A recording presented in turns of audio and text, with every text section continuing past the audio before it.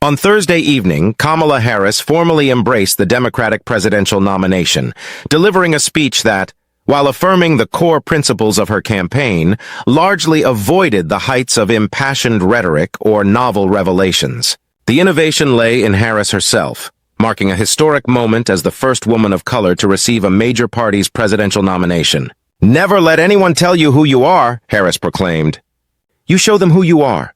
In a bid to define her identity and outline her vision for the White House, Harris spent approximately 45 minutes attempting to connect with the American electorate. Here are 4 pivotal takeaways from her convention closing address. 1. Emphasizing middle-class origins. While many Americans are familiar with Harris, fewer are acquainted with her core beliefs or the specifics of her background. Her convention speech aimed to address this gap.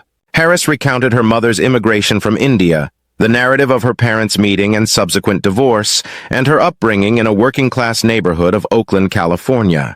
"The middle class is where I come from," she asserted. "My mother maintained a stringent budget. We lived within our means, yet wanted for little. She expected us to seize the opportunities available."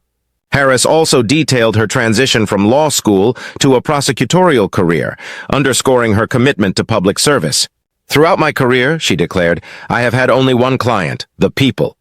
2. Vision for the future, broad yet sparse. Harris's address featured calls for unity and transcending the bitterness, cynicism, and divisive battles prevalent in contemporary American politics. She highlighted a precious, fleeting chance to forge a new path forward, yet the specifics of this path were notably vague.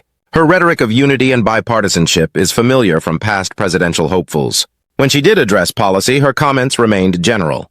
Harris promised to tackle the costs of everyday needs like healthcare, housing, and groceries. She emphasized abortion rights as a cornerstone of freedom, aligning with the Democratic Convention's recurring themes. "America cannot be truly prosperous unless its citizens can make their own decisions about their lives, particularly on matters of heart and home," she stated. Harris presented herself as a center-left moderate, closely aligning her policies with those of her potential predecessor, Joe Biden. "Wherever I go and in everyone I meet, I see a nation ready to advance," she said, though the exact nature of this advancement remains unspecified. 3. Consistent stance on Gaza conflict. As pro-Palestinian demonstrators protested outside, Harris devoted significant attention to the Gaza conflict in her foreign policy segment. Her views mirrored those of President Biden, with Harris frequently associating herself with his position.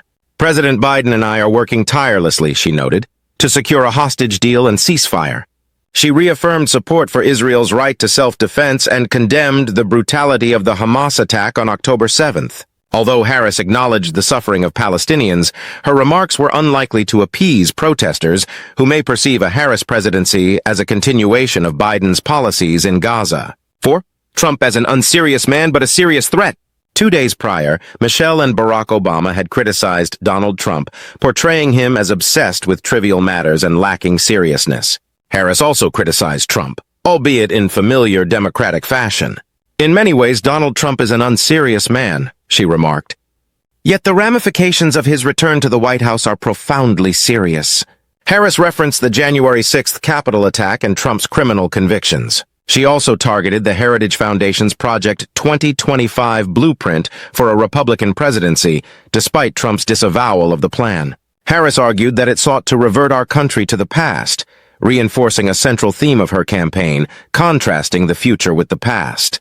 This thematic dichotomy not only differentiates her from her Republican adversaries, but also seeks to distance her from any less popular aspects of Joe Biden's presidency. Are you enjoying the video? If so, I kindly ask you to subscribe to American Icons and leave a like. Your support means the world to me and greatly helps the channel grow. Thank you!